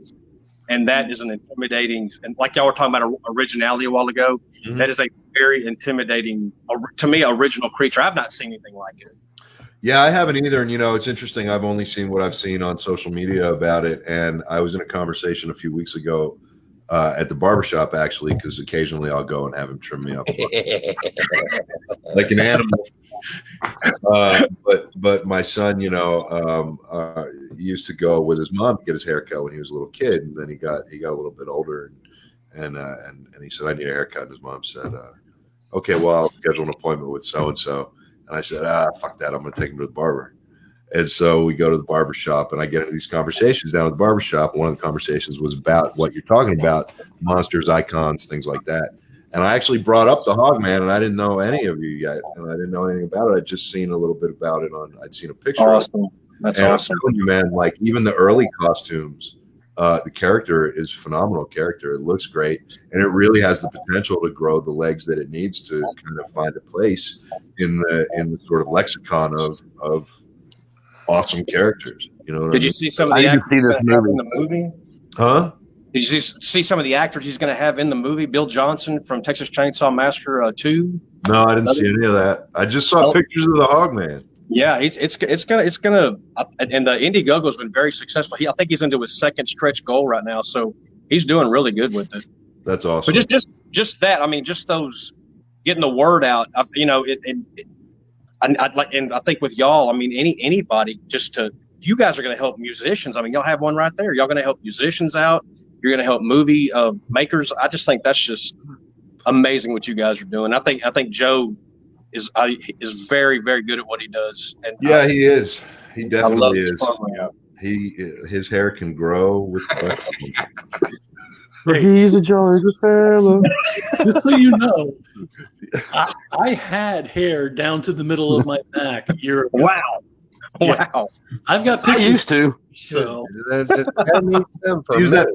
What do you use? Mane and tail? Is it mane and tail? Is that what that stuff's called? Yeah, that's it. That's it. Is that the secret, Joe? That and spiritual happiness. Maybelline. What's your secret to making your hair grow? telling you, buy stock in Aquanet. You're killing the ozone, Joe. I'm okay with that. Do you see this hair? Yeah. Lance, what you guys are trying to do with your podcast, what you're doing with your podcast is phenomenal too. You know, like you used the phrase championing these people and what they're trying to do. There's not enough of that out there either. You know what I mean? And Right. And I think what's cool is guys like you notice what we're trying to do with the Indie Brigade. That's the stuff that means something to me. Means a lot to me when people realize what we're trying to do. It used to be collaborative, man. It really used to be. I promise it used to be. Even on the bigger levels, it was collaborative. And I've been knocking around this business since I was a little kid. And it used to be what I want it to be. And it seems like this is the best place for it to be that. And that's collaborative. And that's what the Indie Brigade community is about. And it's going to continue to be about as it grows and turns into that. A place where musicians and filmmakers can meet. A place where all kinds of creatives can come together, whether it's writers and musicians or effects guys or whatever, just anybody who's an indie maker, creator, artist. We had a guy on our last episode named James King, who's probably one of the best woodworkers I've ever seen in my life. That was good stuff. And he's going to join the community or has joined the community in terms of being able to either guide people or help people with how to build sets on no budgets and how to do things that help take the production value of no budget filmmaking to a place that looks like it at least had some budget. You know what I mean? And because production value is huge. You can have the best story, you can have the best actors, you can have the best effects, you can have the best everything. But if there's that one piece that's missing, whether it's bad audio or a shitty camera or a cheesy set that the doors move when the actors open and close the door. You know what I mean? Those things are the things that the modern audience of today, the internet critics, they don't get past those things anymore. Right. You know what I mean? Like coming up, you used to get past that shit. You'd catch these things that went wrong in the background and you'd be like, oh, did you see that?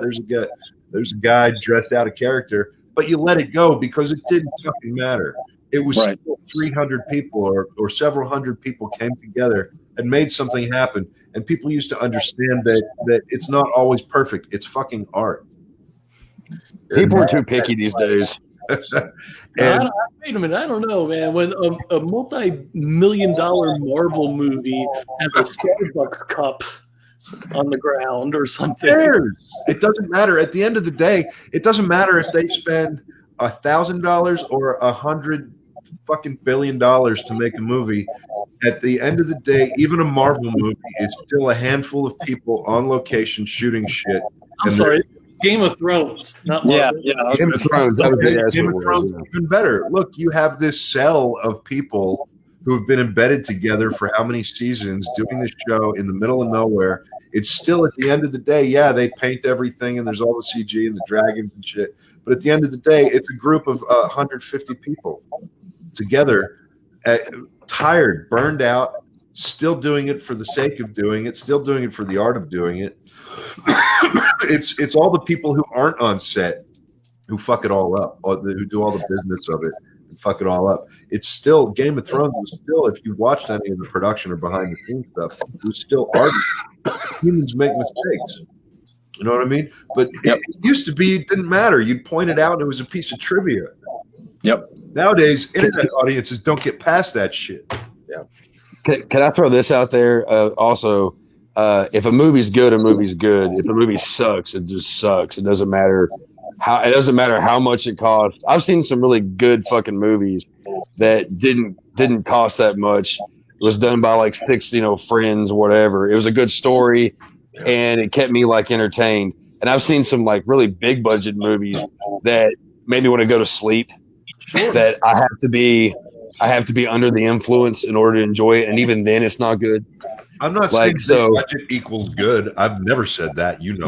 No. I'm just saying. I'm saying it doesn't matter. Respect you. What I'm saying is, if it's not good, it's not good. If it's good, it's good. It doesn't matter if it cost a lot or if it didn't cost a lot. Does that make sense? It makes total sense, but you also know that I'm a believer in even watching bad stuff, because God knows I've found stuff. Sometimes you find gold, man. You watch a movie that's just shit. For instance, there's an action film that I won't name because it's, but it's shit. It's one of the worst action movies I've ever seen. Can I guess which one it is? But there's a shot of Can you give us a year it was made? there's a shot of a guy. He's a cop, and he gets shot off the side of a building, and the stunt guy goes over the back, and here comes the camera guy just blasting towards him, just running full speed with the camera. The cop goes over the edge of the building, and so does the camera, and you see the behind the scenes of it, and this camera guy's tethered, and he just jumps fucking crazier than a shithouse rat along with the fucking actor going backwards, and follows the guy down and holds the frame. And it was one of the most amazing, awesome action shots I've ever seen in a fucking movie, and it's the only good moment in the entire film. And I don't like to talk shit, so I'm not going to name the movie, but All right, you're gonna have to private message me that. Yeah. that's fine.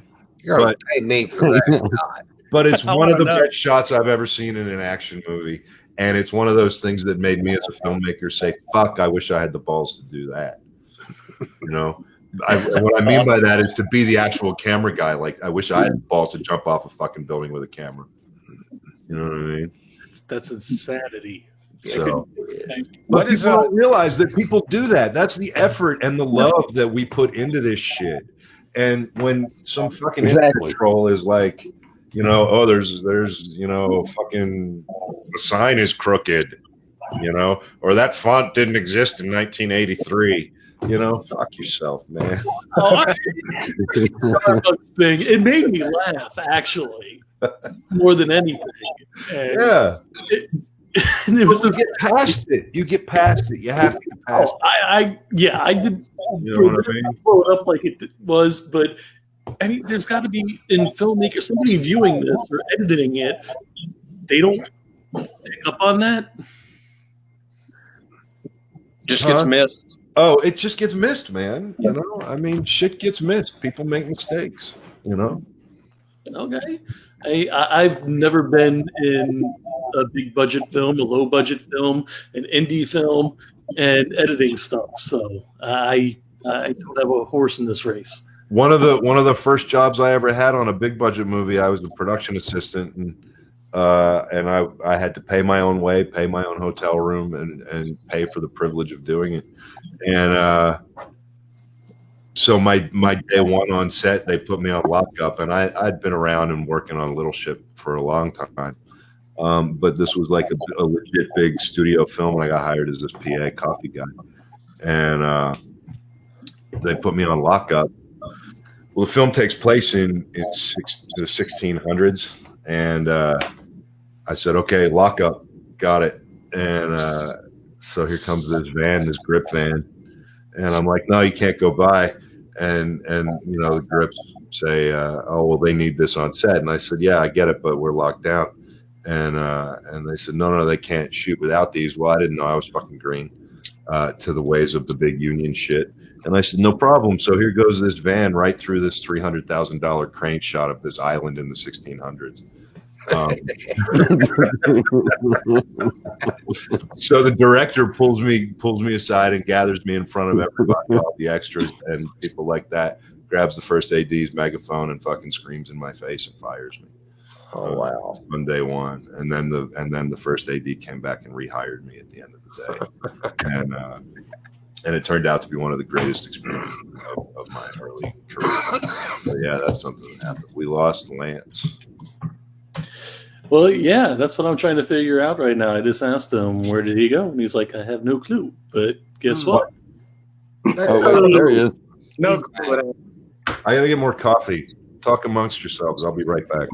Okay, fair enough. So, Lance, again, this is kind of like the beta clusterfuck show. So, what did you experience on your end when you kind of disappeared? I think I was probably searching when you had George brought up just now.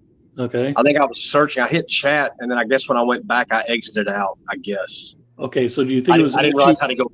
I didn't realize how to go back. Or our end that kicked you off. No, that was my end. That was definitely my end. Okay. But I guess when I hit chat, I didn't see how to come back. So I guess I just don't know all the options just yet. Either day. Yeah. So live and learn. So, let's see. Dustin. Yeah, man. Tell me about killing people and blowing shit up on set. Yes, I was going to ask. Nothing like it.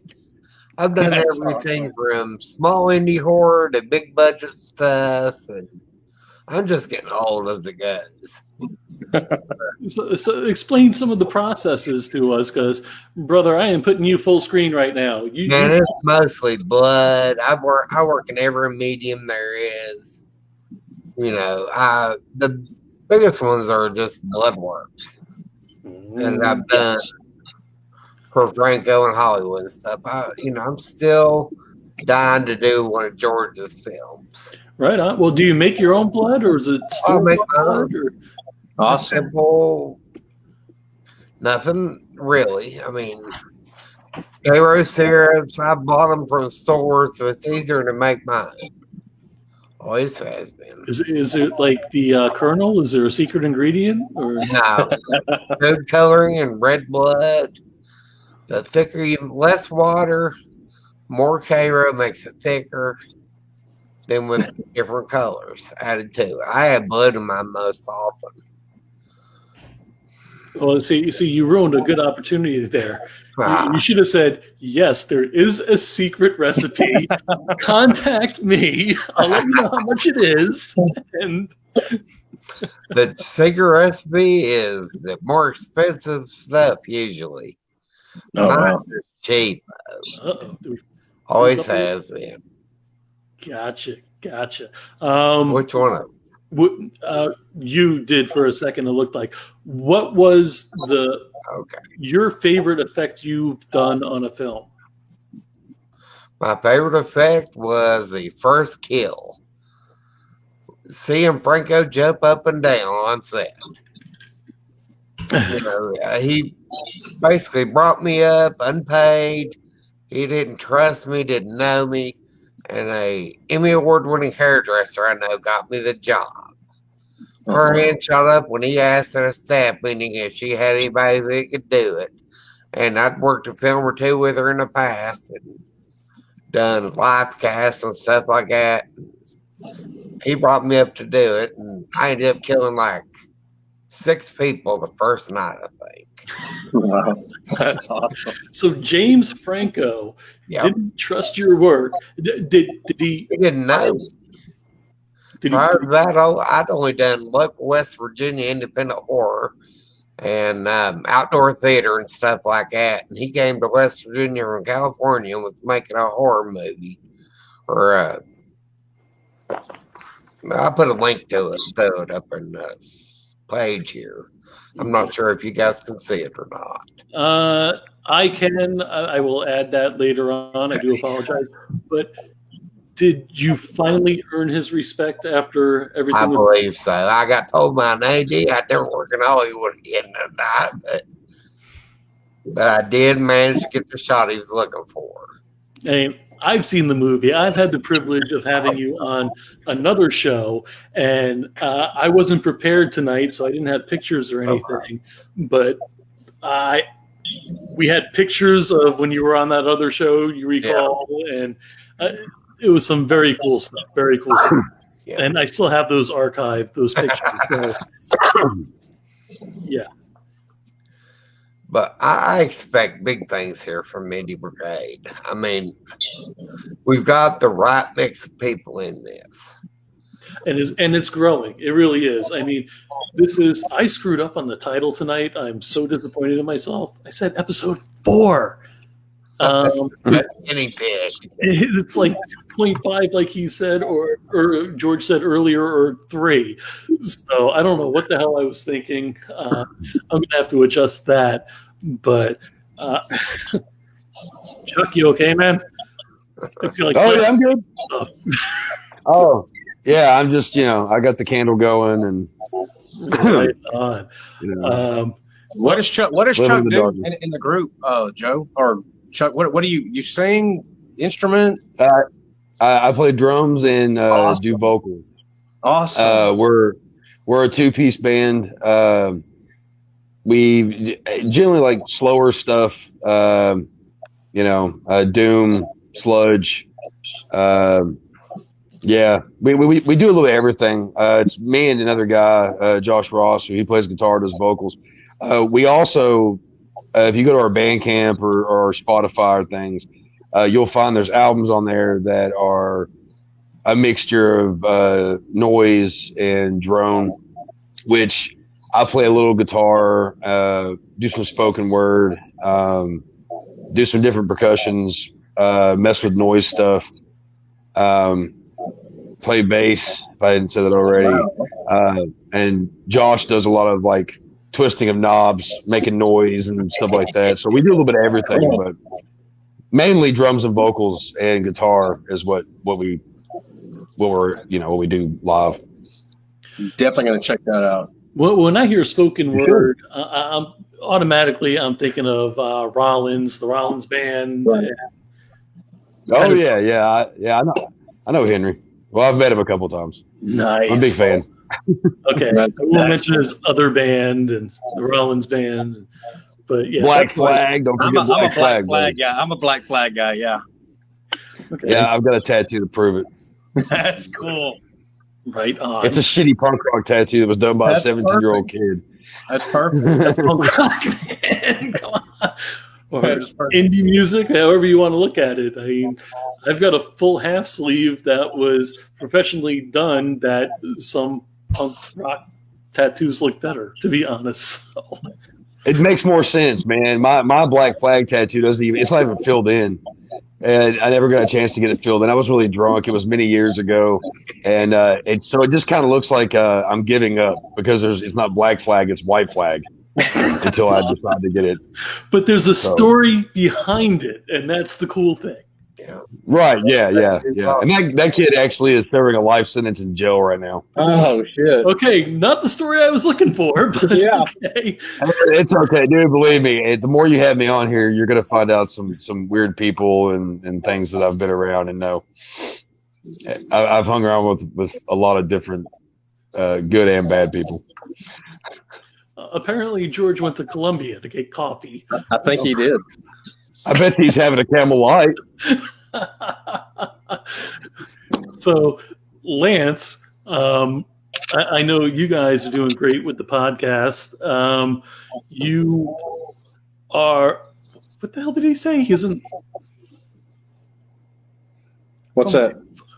Oh, seriously? Hold on a second. This guy. He's telling me I'm this fucking guy here. Phone. Everybody's smoking. I had to come have a cigarette. I'm not smoking. I knew it. Yeah. I haven't had a cigarette in 10 years and 100 pounds later. Well, and yeah, but look at all that hair. That's right.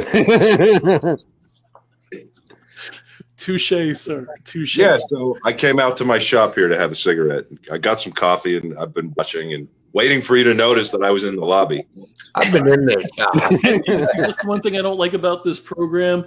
It doesn't show people going across, and all of a sudden there's a scroll bar that I won't notice. So, but we're never going to have 6 people on at once anyway. So, Why not? We are right now. well, I understand that, but it gets a little confusing at times, in my opinion, and people speaking over people. But God damn it, Joe. I love you, Poppy. And damn, he's already done with the coffee. Now he's going to be on another 15 minutes for another cup of coffee. No, I'm just going to hang out here and have another cigarette because it's been like an hour and 40 minutes. Yeah. So yeah, we're reaching about that time. I agree. I appreciate everybody coming on without any notice whatsoever. Yeah, this has been super fun. Yeah, definitely. Honored, completely honored. Not at all, man. I'm honored you came on. Oh man. Second, I'm just looking around. Talk amongst yourselves. Talk amongst yourself. So is Dustin going to kill somebody in a movie pretty soon? Do we need to be looking for something? As soon as I find another movie. In a movie. That's right. Quotes. Yes, in a movie. Yes, thank you, George. I mean, I'm on my 3rd kill. I don't make movies, so I mean. Now wait a minute. I'm not a witness. Are you gonna And tell most of them are in your garage.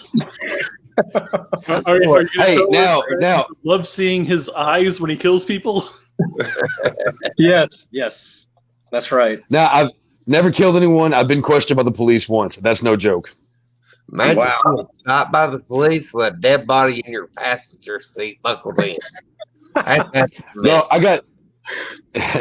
No, I actually got. I looked like a guy that killed a couple people at a gas station one time, and I got escorted to the police station by 5 cops, and it was like a bad NYPD Blue episode.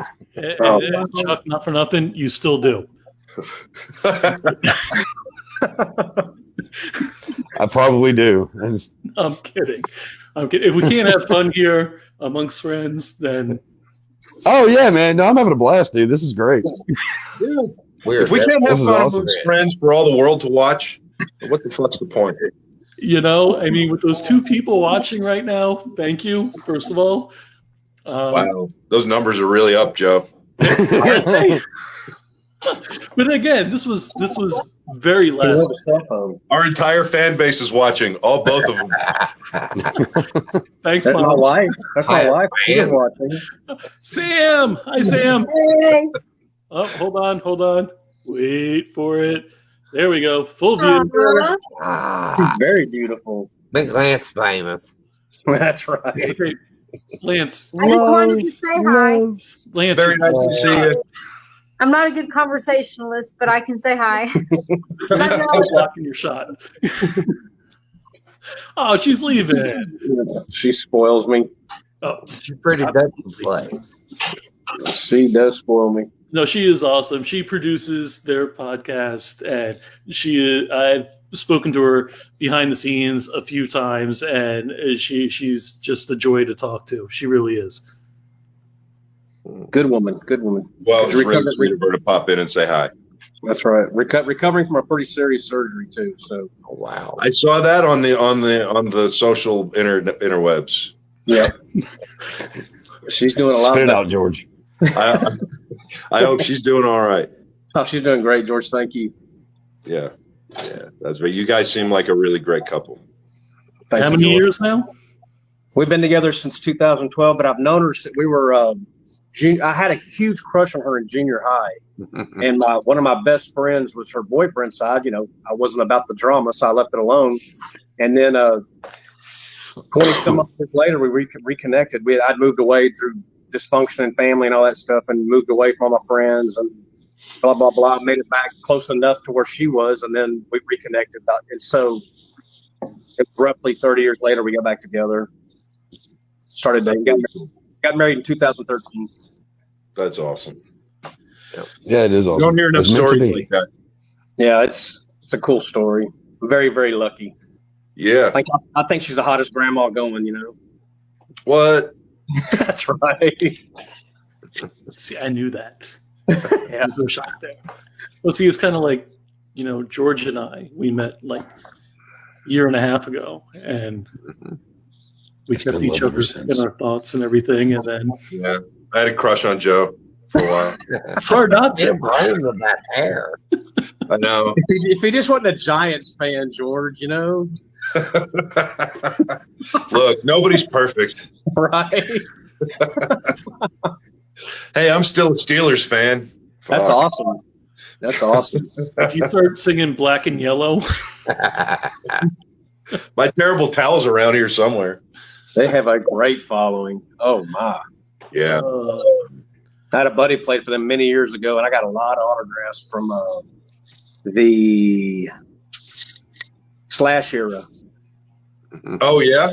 Jerome Bettis, and I got some of those good autographs. That's He awesome. He hooked me up. Yeah.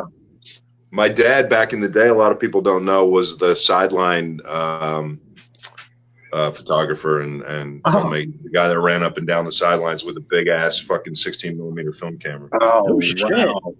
Yeah, That's crazy. it was pretty cool. So I got- gentlemen, we when I was a are little kid, I got to go meet all those guys like back in the Terry Bradshaw days. Oh man, that's awesome. Yeah, it was cool. So did Terry Bradshaw back then have more hair than you or less? Has George ever had hair? Oh yeah, I guess I could still have hair, but you know, years ago, I had this thought that if I just shaved my head, I could just use one soap to shower, and I thought about all the money I would save over the rest of my life, and That's I was right. right. So And you're saving the ozone too, George. yeah, it's like, you know, people look at my wife and say, "Geez, how you look so young and beautiful," and she says, "Oh, well, here's my regimen. Here's what I do. You know, here's my soap I use and my lotions and my this." And they look at me and I say, "I wash my face with shampoo." I just got drunk one night, woke up the next morning bald. It's beautiful. Wow. It is beautiful. Back. Hey, I'm not shaving my head. Piss off. Hey, if you never have to get to that point, then don't do it. You know what, Joe? I think I might have to make an executive decision here. I think Yes. Yes. Now, Do it. Do it, George. when I all had true hair members down of to the Indie middle of my- Brigade need Yes. Oh yes. Just Put it in remember, on my writing. page it says co-founder and producer. Everyone has to shave their head and everyone has to wear Nikes. Yeah. And then when the punch comes out, John don't Rath. ask questions. That's it. When I did have That's hair awesome. down to the middle of my back, I was willing to shave my head for charity, but that fell through. I wanted to do it online and everything. But yeah, We can do that here. We can do that on the Indie Brigade. We'll do that. Hell for the yes. vets. I would do it for charity. We'll do it for the vets, dude. We'll do it for the veterans compound. No fun me. I would do Yes. it for the vets. We'll do it for the. Yes. We'll do You it have for the to hit a veterans. certain amount. Yeah, we'll do it. We'll do it for the veterans compound, and we'll set the bar really high just to make sure you have to shave your head. All right. It's set got to it be for, about like- $5. Yeah, and I'll Okay. cover. I would pay $5 to see that. Hell yes. I would I'll definitely share do the it. hell out of that too. Wow. Okay. Is this what happens when it gets almost to 1 a.m.? Yeah. I think I'm done, guys. Before you make me shave anything else. I think what needs to happen is we all just need to show up at your place and shave your head against your will. Yes. I've done Okay, it And film it. down there. We can go stay in it with your Tuesday near where he's at. That's right. Live on Indie Brigade coming up. Just remember, I'm in Florida. I know. Forcible haircut. Hey, it's getting cold here, man. It's getting cold. I could go for a road trip, you know. Are you going to be a snowbird, huh? Even though I'm not the biggest fan of the state of Florida for a lot of reasons. So, Because I'm here. no, actually, you're single-handedly redeeming the state. So. That's awesome. Heard to be burned down there once. Not for nothing, it was still 87 degrees today, I think. Oh, and it was wow. overcast, so. I actually like the cold weather. My wife, not so much. Well, see, so do I. I enjoy it as well.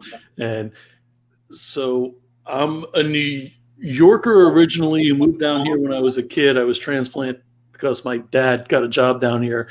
And I'm married to a New Jersey girl who was transplanted also. So I don't know why I thought that was relevant. So we'll just move on. It is relevant. You should come to Kentucky in the winter. You can, right here in Lexington, we've got the Bourbon Trail. So technically, and we've got open carry laws. So technically, you can come up, have some bourbon, hop on a horse, carry a gun.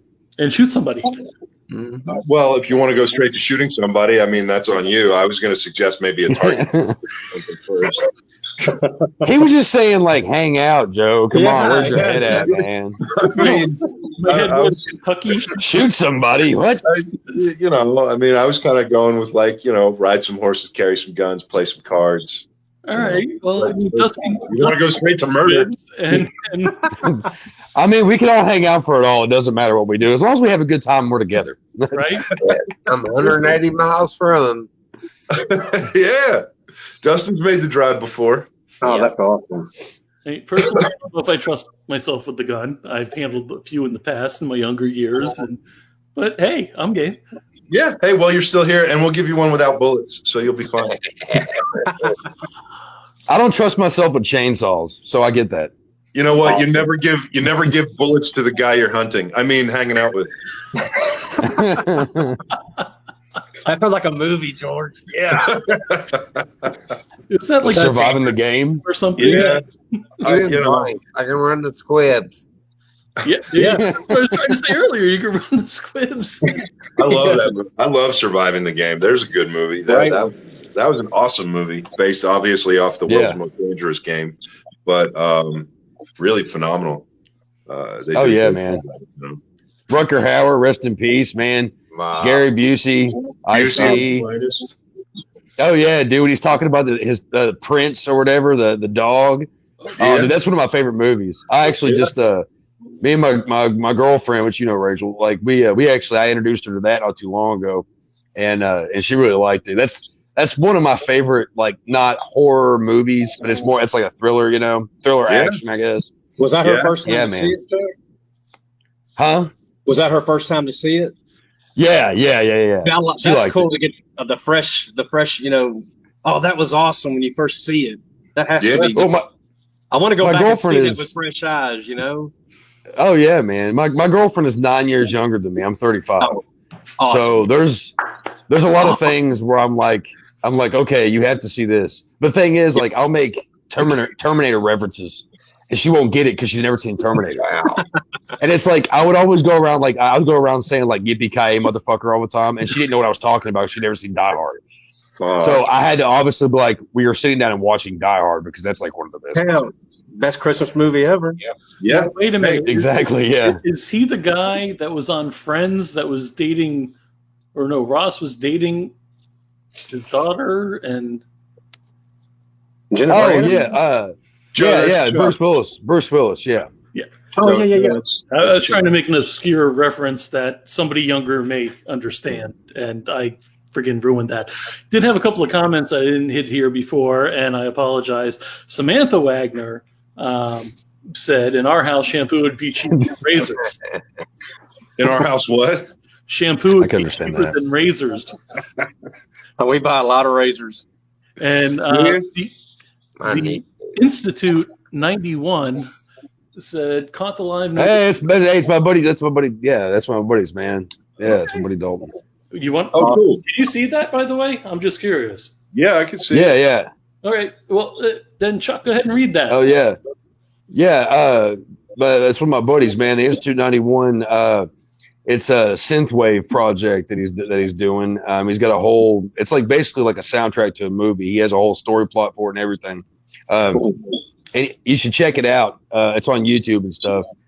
He's also in a band called Dower that will hopefully be doing some shows before too long because they're really wicked. And they're some of my best friends, man. So and they're gonna come on. I'm glad he popped on here. Actually, they're gonna hop on here one episode too with this show. Right on. And Greg Wheels Marks says the Indie Brigade presents. I like it. Yes. Wait, can I write the short story of that first? Because I have an idea. That's the story. I'm too fat. I can't run. That's that is a short story. I'll give you a motor scooter in the story. Yeah. No, here's what we do. We actually bring you in. We put you through months of rigorous physical training. We get you in the best physical shape you've ever been just so we can hunt you. And put me in the hover round at the Grand Canyon. Pretty much. Gentlemen, it has been 2 hours. It has been a fun 2 hours. It has been a strange 2 hours. It's been an interesting 2 hours. Any more adjectives or right? You all should do this more often. Like just on occasions, just have random like podcasts. Random shit. Just like just on occasions, like off shows. I agree. Why not? This has been a lot of fun. I mean, and include everybody and have time to answer questions and see statements and everything. Wheel said I could borrow his motorized wheelchair. I appreciate that, man.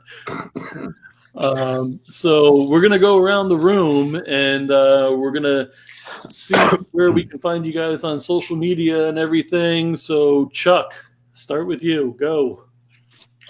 All right. Bastard Sons of a Judas Goat. You can find us on Facebook.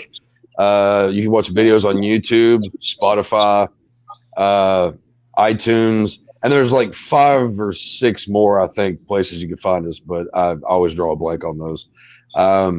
We're playing Indiana tomorrow and doing a charity thing.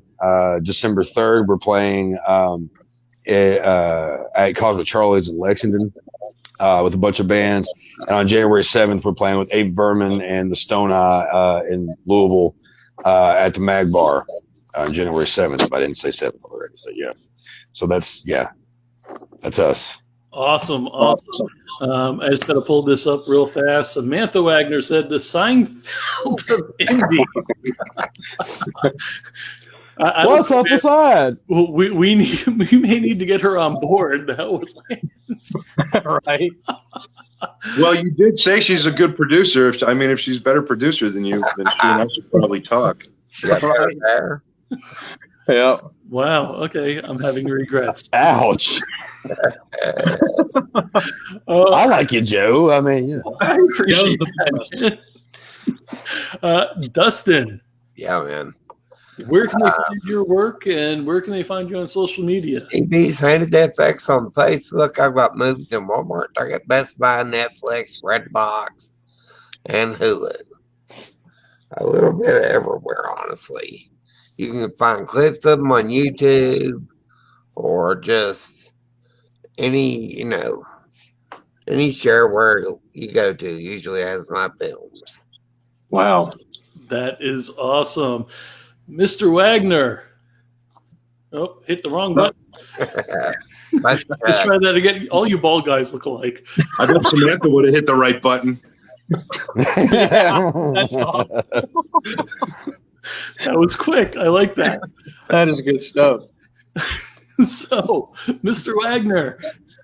Oh, you see, you can find the Sacrificial Terror Podcast is on YouTube. We're trying to funnel everybody through to YouTube. We're on Spotify and iTunes, and we're really pushing, getting ready to have Normal Terror is going to have the Indiegogo launching pretty soon. So we're looking forward to that. Sam's putting that trailer together. And you saw, I believe that the murder scene you saw was going to be part of the trailer. And Rhiannon Nicole, Zombie Barbie, has a book out, Broken Halo. It's going to be a series, so check that out. But all three of us, Zombie Barbie, Sam, I Am Mason, and myself are on the Sacrificial Terror Podcast, the Sacrificial Pawn Production label. And look forward to Normal Terror really building some steam up. And you see Sam all over the place. We're all on Instagram, Facebook, Twitter. All of us are on Twitter. So really pushing that indie stuff. Really looking forward to more and more indie stuff. Hell yeah. Do me a favor, Lance. Take your glasses off and look down a little. He wants to see take them your off. eye. Oh, he froze. Oh, did I? How about I now? see him. How about now? I'm moving. Yeah, I see. Fine. It's fun. Yeah. Did we lose him? He kind of looks like he's my twin with his glasses. Well, no, I was thinking of The Hills Have Eyes. Oh, Like Pluto. it's not Michael Barron. I'm gonna meet him in February. Are you? He'll be at the Cult Classic. Sweet. Nice. Mr. Romero. Yeah. Oh, wait, hold on. That's the blank one. Samantha. Somebody had to go, drink coffee and smoke in his wood shop. So where can we find you on social media and Indie Brigade? And on social media? Well, most of the time you can find me in the wood shop when I'm trying to stay sane. But you can find Romero Pictures on Facebook. We've got romeropictures.com where we put up all the information about everything that's going on. There's some stuff about the Veterans Compound on there, which I'm very excited about, which I haven't really talked about tonight, but here's your opportunity. And it takes a little while to go into, but the Veterans Compound is something I've been working on for a long time in my life. I've worked one-on-one with a lot of veterans to help them sort of figure out how to process a lot of the shit that they've seen and been through creative efforts like screenwriting or cinematography or anything film related, music related, or creative arts related. And I've personally lived through some success stories, which led me to kind of formalize the concept and go after some financing, which looks very promising at this point. And it looks like we may be opening the doors on a physical compound here in the Lexington area that will house 2 classes of 30 vets every year. That will be a 4 to 6 month class that will sort of, class is not really the right word to use. It's an open air, no ceilings environment where, like I said, 2 classes of 30 vets each class will come through in a year. And they can work with professionals on their own terms out on sort of a horse farm kind of environment to kind of talk about everything they've been through, talk with other vets, hang out, and at the same time be exposed to small film productions, independent short films, student films. We've got partnerships we're working on with local universities and things like that, so that the compound will actually have small productions going on 24 hours a day, 7 days a week for our veterans to be exposed to. During that time, they then kind of find an area of interest while working with our staff and counselors. And then sort of for the last 2 months of their time with us, the next to last month is spent in a sort of an intensive training with a working department head from the entertainment industry, somebody like a cinematographer who's actively shooting films, or a sound guy who's working a working professional. And then the last month of their class is spent actually in production on a feature film. The cool thing about that is that they get paid for their position on the film. They get hours toward union qualification for when they want to join crew unions. And they also, as a member of the Veterans Compound class, they get a percentage ownership of the film that they're working on. So that gets to go into sort of their coffers, sort of a savings account for long term for those guys and girls who have families that they need to worry about and come home to a fucking society that doesn't give them jobs or any appreciation for what they've done. So that's the Veterans Compound in a nutshell. We talk about it a little bit on the Romero Pictures website. It's been a dream of mine to do for a long time, and it's become a very, very big reality. And I'm very excited about it. So RomeroPictures.com, Then we've got, of course, the wood wood shop, which is McKim Wood and Leather, named for my grandfather, Donald Cameron McKim, who taught me everything about not only woodworking but how to grow up to be a fucking man. And yeah, so those are the places you can find me. I've got all of that on Facebook. I've got it on Instagram. And McKim Wood and Leather was born out of the fact that I've been a woodworker since I've been about 7 years old. And I've very low-key been doing production and prop design for films for the better part of 30 years. So my wife finally convinced me to kind of go public with the fact that I'm a woodworker. I always kept it very private. It was the one thing that kept me sane and detached from this fucked up industry. But now I'm sort of out with it and in the public, and it's McKim Wood and Leather. A lot of the stuff we make and have made for films is available on our website, as well as custom orders, custom furniture, all that stuff. It literally keeps me sane. And everything that you buy helps me stay sane an extra day. So check it out. And I can't thank everybody enough for coming on tonight. Impromptu. Chuck, you're the man. Sam, thank you for joining in. Lance, Samantha, it was nice to meet you. Dustin, you're the man. I'm glad you're tough as nails and fucking too mean to die. Yep. So, you know, and Joe, as always, you're the best. And I would never replace you with Samantha, no matter what Lance is right now. I didn't replace you with Samantha. Now, wait a minute. Wait, there's more. Oh, I get a chance to do this now. Yeah. So, Romero Pictures Indie Brigade, YouTube, Facebook, Instagram, Twitter. I think that's about it, right? Yeah, please subscribe to the YouTube. It would be great to push all of that through the YouTube and all of that stuff, because we're actually going to start putting out some content out of the wood shop here as well. And it would be great to just focus everything through YouTube. I still want a Romero coffin. A Romero coffin. That can be arranged, my friend. But we just got to make sure you're not going to need it. So you need to take care of yourself and know that you got people out here who love you and have your back. So love you too, man. I always have. Take care of yourself, brother. Absolutely. Yeah. Everybody stick around for like 30 seconds after this. And again, everybody who joined us short notice, we very much so appreciate it. And we will see you next time. Bye, guys. All right. Fuck off till next time, everybody. Yeah, that's what I wanted to hear. Yes, I'm sorry. What was that? Go ahead, George. Fuck off till next time. I love that.